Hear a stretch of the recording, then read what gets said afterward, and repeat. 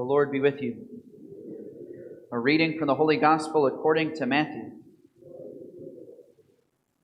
When the Magi had departed, behold, the angel of the Lord appeared to Joseph in a dream and said, "Rise, take the child and his mother, flee to Egypt. Stay there until I tell you. Herod is going to search for the child to destroy him." Joseph rose and took the child and his mother by night and departed for Egypt. He stayed there until the death of Herod, that what the Lord had said to the prophet might be fulfilled. "Out of Egypt I called my son." When Herod realized that he had been deceived by the Magi, he became furious. He ordered the massacre of all the boys in Bethlehem and its vicinity, 2 years old and under, in accordance with the time he had ascertained from the Magi. Then was fulfilled what had been said through Jeremiah the prophet. A voice was heard in Ramah, sobbing and loud lamentation, Rachel weeping for her children, and she would not be consoled, since they were no more.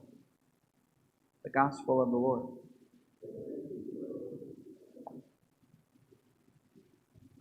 Today is the feast of the Holy Innocents, and really the cause of the slaughter of the Holy Innocents was the visitation of the Magi to Herod.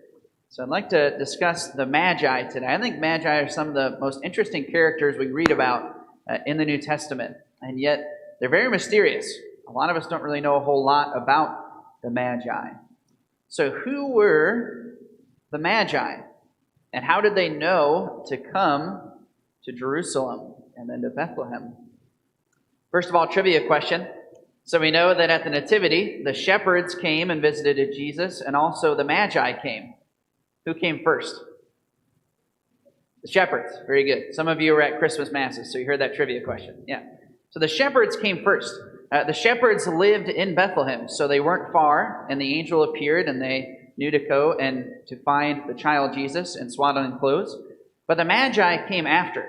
It took them a long time to arrive. We know that because they came from the east, probably in Babylon, which was then called Persia. That's why King Herod, he had all the boys 2 years and under massacred, because presumably the boy had been born 2 years prior, or between 0 and 2 years. That's why he had to do it for 2 years and under. Now, how did the Magi know to come and visit Jesus? And who were the Magi? The Magi are referenced in various ancient cultures. For example, in Egypt, when Moses went to Pharaoh for the first time, you might remember there were 2 magicians who performed similar signs that Moses had done. In the Greek of the Old Testament, they were called magoi, which is where we get the word magi, right? Also, in the Old Testament, Magi appear in another place, in the book of Daniel. The prophet Daniel was called the greatest of the magoi, the Magi, in Babylon while he was in exile. So, basically what Magi were in ancient cultures is they were seen as the wise men, or the magicians, or the astrologers, astronomers. In ancient cultures, before we had telescopes and things like that, if you had the ability to read the constellations and the stars and other things, you were a great asset to your culture. And you were seen as a wise person. So many of the rulers, they wanted you to be in their court to advise them. And again, in the prophet Daniel, in the book of Daniel, it says that he was considered the greatest of the magoi, of the Magi, in the court. So what does that have to do with the Magi who visited Jesus? Well, presumably, those Magi were coming from Babylon, which is where the prophet Daniel was the greatest of the Magi.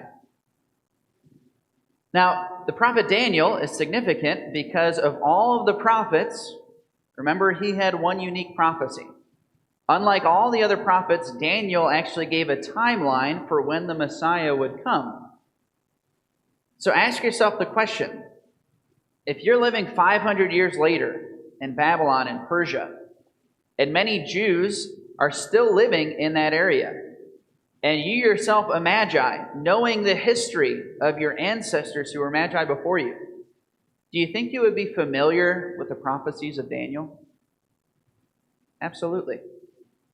And so the Magi in Persia and Babylon knew the prophecy of Daniel, and they knew that the days of the Messiah were predicted to be at any moment.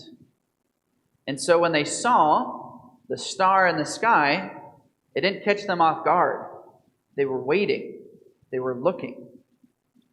What was the star that they saw? The church fathers and the church tradition is torn on that. A common tradition is to say that it was literally a miraculous star that they followed to Jerusalem. But as you recall, a week ago, the Star of Bethlehem appeared in the sky. So many people think that it was a common astronomical occurrence that they saw. I'm kind of more leaning towards that. But either way, they knew to come to Jerusalem. And it wasn't just the Magi who would have known this. This was a common prophecy that was known about in the ancient world. In fact, the Emperor Nero, who reigned just before 70 AD, some of his counselors advised him to move the capital of the Roman Empire to Jerusalem because they knew about these prophecies of the Messiah. Yeah, all very interesting stuff, right? Now, how did Herod know to massacre all of the boys in Bethlehem, 2 years old and under? The Magi hadn't told him where they were going. They said they were just following the star. He knew about Bethlehem because the prophet Micah had foretold that that was where the Messiah would be born. So Herod asked his scribes and Pharisees, and that's what they told him. He'd be born in Bethlehem. That's how he knew. All of this stuff is very interesting, right? It's kind of enlightening. Now, one last thing before we close this homily. I know we're getting long, but it's the octave of Easter, so what are you going to do anyway? I hope nobody has to work today. This last line that I think is maybe the most puzzling that we hear year after year, and yet do any of us really understand what's going on? It says that after these innocent babies had been massacred, this was fulfilled what had been said through Jeremiah the prophet. A voice was heard in Ramah, sobbing and loud lamentation, Rachel weeping for her children, and she would not be consoled, since they were no more. Somebody ever been puzzled by that in the gospel? What does it mean a voice was heard in Ramah? Was there literally somebody shouting when this happened? And why is Rachel mentioned, weeping for her children? Who is Rachel? She isn't mentioned anywhere else in this narrative. Who is this Rachel who's weeping for her children? Anybody ever been puzzled by that? Very puzzling. Now, this is so interesting. This is one of the proofs for our devotional practices to Mary as Catholics. Rachel, if you recall from your Bible trivia, Rachel existed centuries before this event. Rachel was the beloved wife of Jacob. Yeah, Jacob had multiple wives. We don't need to get into that today. It's a little bit controversial. But Rachel was his beloved wife. And it was through Rachel that he was able to give birth to Joseph, his beloved son. And Rachel, for years following, she died shortly after the birth of her second-born son, Benjamin.